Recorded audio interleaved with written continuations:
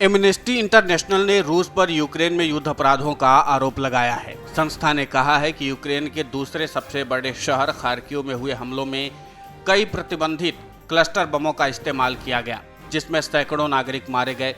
एक अखबार ने बताया कि अधिकार समूह ने सोमवार को प्रकाशित anyone can diet an any time शीर्षक वाली एक रिपोर्ट में ये टिप्पणी की। रिपोर्ट में बताया है कि कैसे 24 फरवरी को हमले के पहले दिन से रूसी सेना ने खार्किव के नागरिक क्षेत्रों को निशाना बनाना शुरू किया था।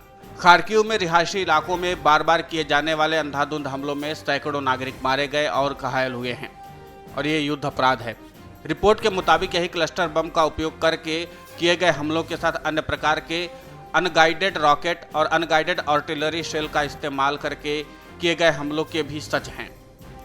रिपोर्ट में कहा गया कि आबादी वाले नागरिक क्षेत्रों में इस तरह के गलत विस्फोटक हथियारों का निरंतर उपयोग किया गया, ये जानते हुए कि बार बार बड़ी संख्या में नागरिक हताहत हो रहे हैं। ये नागरिक आबादी के खिलाफ हमलों को निर्देशित करने की बराबरी कर सकता है।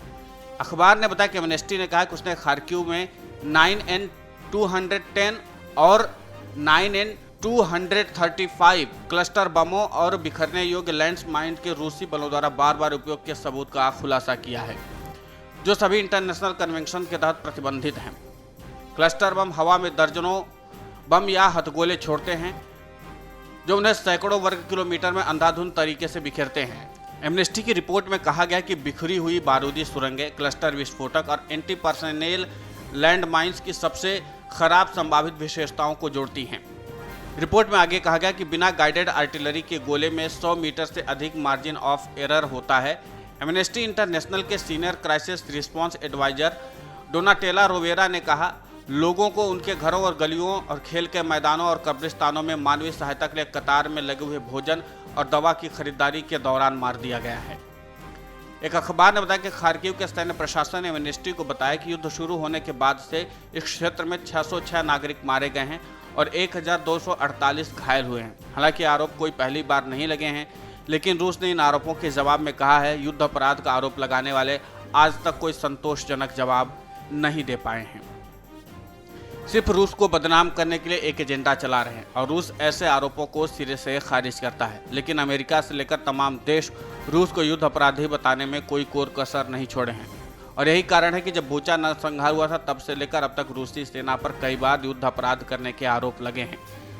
लेकिन इन तमाम आरोपों के बीच में जिस तरीके से यूएन में मुद्दा उठा था और रूसी राजदूत ने जिस तरह से जवाब दिया था, उन जवाबों के बाद फिर अमेरिका ने कभी यूएन में अपनी रिपोर्ट फाइल नहीं की थी और यही कारण है कि उसी के बाद रूसी प्रशासनिक अमला भी लगातार अमेरिका को निशाने पर लेता रहा है। अब देखने लायक बात यह होगी कि जिस तरीके से एमनेस्टी इंटरनेशनल ने रूस पर यह गंभीर आरोप लगाए हैं, उसके बाद विश्व स्तर पर क्या निर्णय लिए जाते हैं। Video desk अमरउजाला.com। डाउनलोड करें अमर उजाला ऐप और पाएं खबरें लगातार।